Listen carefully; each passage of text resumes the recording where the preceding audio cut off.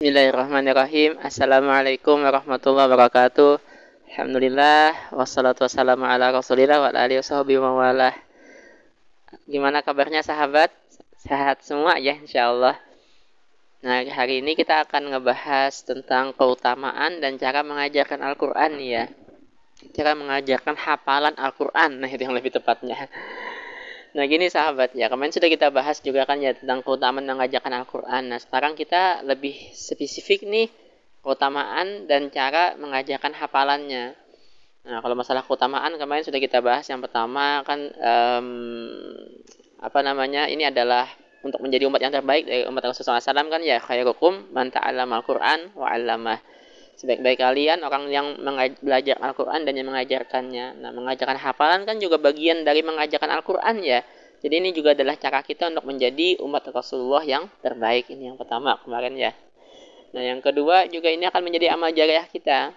Nah, karena ketika kita mengajarkan hafalan, setelah mereka hafal, yang kita ajarkan hafalannya hafal, kemudian mereka mengulang-ulang hafalannya, maka di situ kemudian kita akan mendapatkan terus-menerus nih pahala dari ketika mereka mengulang-ulang hafalannya.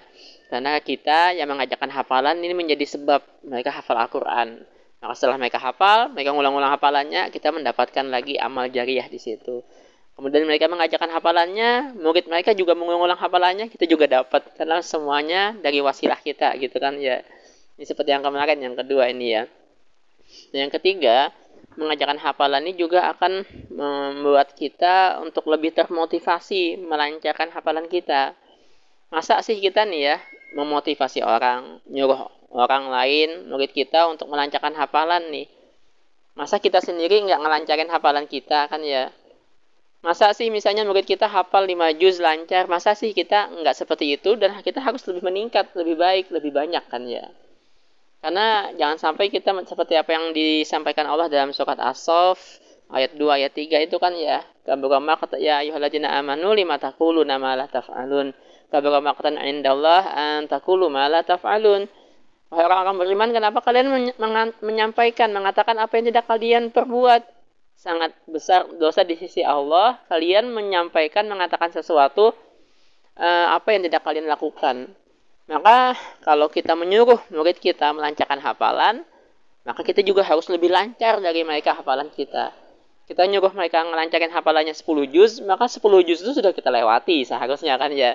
Nah, maka dengan kita ngajarin hafalan ini juga akan menjadi jalan untuk kita melancarkan hafalan kita. Kemudian kita lebih termotivasi, lebih bergairah melancarkan hafalan kita. Yang ketiga sahabat. Nah yang keempat, asal kita menyimak hafalan ini tanpa mushaf ya, ini juga seperti yang tadi itu menjadi jalan untuk hafalan kita lebih lancar. Karena otomatis kalau kita nyimak hafalan tanpa mushaf itu berarti kita murojaah, ngulang-ulang hafalan kita juga. Nah kalau kita ngulang-ulang hafalan sambil menyimak tadi itu, nah otomatis hafalan kita akan menjadi lebih lancar, langsung menjadi lebih lancar nih hafalan kita. Asal tadi syaratnya nyimak hafalannya jangan pakai mushaf, jangan melihat mushaf, jangan sambil melihat mushaf ya. Jadi kita nyimak hafalan orang, kita ngejagain hafalan orang ini dengan hafalan juga. Jangan sampai kayak gini ya. Murid kita ngelihat kita yang menyuruh-nyuruh mereka untuk melancarkan hafalan, tapi kita nih saat mereka setoran kita ngelihat mushaf. Akhirnya apa yang dipersepsi, yang dipikirkan murid kita? Alah, guru kita aja, ustadz kita aja hafalannya nggak lancar gitu. Buktinya tuh dia ngeliat mushaf terus nggak pede dia menyimakin hafalannya dengan hafalan, nyimakin hafalan dengan hafalan gitu ya. Bener gak nih ustadz kita ini udah lancar hafalannya kata murid kita. Buktinya tuh dia nggak bisa tuh nyimakin hafalan kita, harus melihat mushaf gitu. Jangan sampai kayak gitu kan ya. Persepsi dari murid kita atau orang yang kita ajarin. Maka usahakan kita nyimak hafalan ini tanpa melihat mushaf. Karena dengan itu kemudian kita terhitung murojaah, ngulang-ulang hafalan kita. Kalau kita ngelihat mushaf, itu terhitung bukan murojaah jadinya. Karena kita termanjakan, ternyamankan dengan melihat mushaf aja. Nah, memang sih lebih aman ya. Karena kalau nggak lihat mushaf katanya takut, khawatir, salah gitu ya. Tapi dengan tidak melihat mushaf ini, kalaupun salah kita sekali, itu akan menjadi pengingat buat kita untuk tidak salah lagi di situ. Malu kita. Murid kita lancar, kemudian kita tegur, salah. Kita menegurnya ternyata yang benar itu murid kita. Nah, kita nggak akan ngulang lagi kesalahan di tempat itu. Itu akan menjadi reminder kita untuk kita tidak salah lagi di tempat yang sama. Nggak ada masalah kita ya, coba aja. Kalaupun salah sekali 2 kali nggak ada masalah, salah 4, 5, 6 kali pun nggak ada masalah. Tapi dengan itu kemudian kita tidak akan mengulang kesalahan yang sama di tempat yang sama lagi. Nah, coba jangan takut salah menyimak hafalan tanpa melihat mushaf ini. Karena dengan itu tadi kita akan membuat hafalan kita lebih lancar.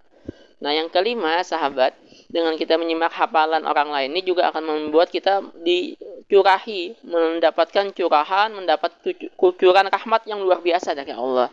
Ini yang Allah sampaikan dalam surat Al-A'raf 204 kan ya. Wa idza quri'al Qur'anu fastami'u lahu wa ansitu la'allakum turhamun.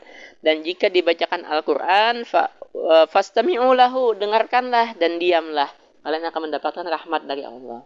Nah, kalau kita mendapatkan rahmatnya, artinya kita mendapatkan kasih sayang dari Allah. Kalau kita dapat kasih sayang dari Allah, maka apa yang kita minta, apa yang kita inginkan akan dikasih sama Allah tuh. Baik keinginan di dunia sampai di akhirat. Nah, dengan cuman kita nyimakin hafalan aja nih, curahan rahmat kasih sayang Allah akan mengalir deras untuk kita. Demikian dulu sahabat ya. Insyaallah kita sambung di video mendatang. Bagaimana keutamaan dan cara mengajarkan hafalan Al-Quran ini. Semoga bermanfaat sahabat. Subhanakallahumma bihamdik. Asyhadu an la ilaha illa anta astaghfiruka wa atubu ilaik. Wassalamualaikum warahmatullahi wabarakatuh.